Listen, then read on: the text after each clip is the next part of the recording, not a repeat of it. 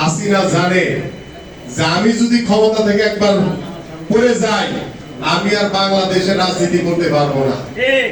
কারণ বাংলাদেশের মানুষ এই হাসিনা সরকারকে তীব্রভাবে ঘৃণা করে। এদেশের মানুষ হাসিনাকে আর ক্ষমতায় দেখতে চায় না।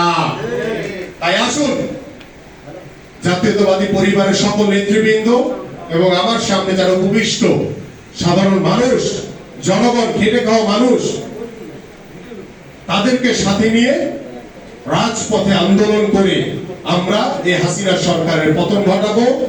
আরেকটি কথা বলতেই হয়, আজকে বাংলাদেশের যে অর্থনৈতিক যে সংকটের মুখে পড়েছে, আজকে বাংলাদেশের মানুষের যে মৌলিক চাহিদাগুলো প্রয়োজন, এই আওয়ামী সরকার সেগুলো পূরণ করতে ব্যর্থ হয়েছে। আপনারা তো বসে আছেন, আপনারাই বলেন দ্রব্য মূল্যের যে কি পরিমাণ ঊর্ধ্বগতি।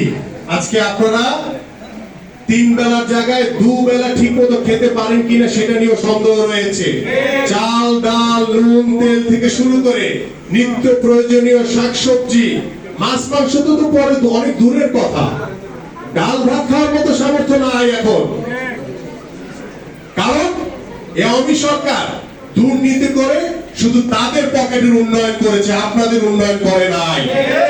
তারা বড় বড় মেগা প্রজেক্ট দেখিয়েছে, সেটাতে আপনার আমার কোনো উপকার আসে নাই, তাদের পকেট ভরেছে। কারণ তারা যদি একটা প্রজেক্ট 10,000 কোটি টাকা দিয়ে করে, সেটা শেষ করতে করতে সেটা 30,000 কোটি টাকা হয়ে যায়। তাহলে এত কোটি টাকা কোথায় যায়? এই আজিজ বেনজিরদের মতো লোকদের পকেটে যায়। তাই আসুন, আমাদেরকে সোচ্চার হতে হবে প্রিয় নেতৃবৃন্দ। 71 সালে এখানে অনেকেই যুদ্ধ করেছেন, আমরা আমাদের এই 2024-এ এসে আবার যুদ্ধ করতে হবে। যুদ্ধ ছাড়া কিন্তু হাসিনাকে নামানো যাবে না। তাই আসুন, আমরা সকলে ঐক্যবদ্ধভাবে রাজপথে রয়েছি, রাজপথে থাকবো এবং রাজপথেই ফয়সালা হবে ইনশাআল্লাহ, এবং হাসিনার পতন হবেই হবে হবে ইনশাআল্লাহ। সকলকে ধন্যবাদ।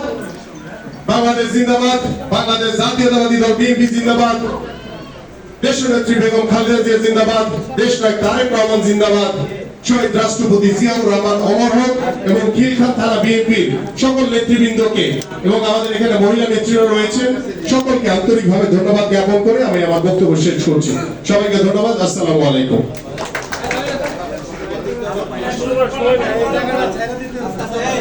সম্মানিত নেতৃবৃন্দ, আপনারা কেউ মিডিয়াটাই পাশে যান, পিছন থেকে আসবেন না।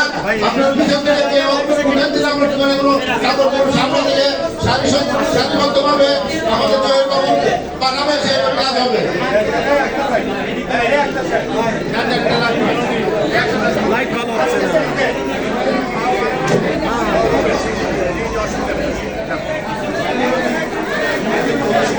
সবাইকে দেওয়া হবে, যাদের টিকিট আছে সবাই লাইন ধরে দাঁড়ান, কেউ আগে বসে আসবেন না।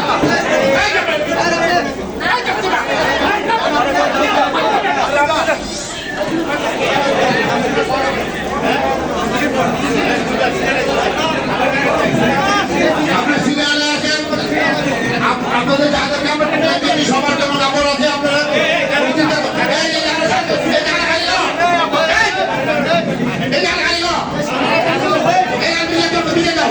সবাই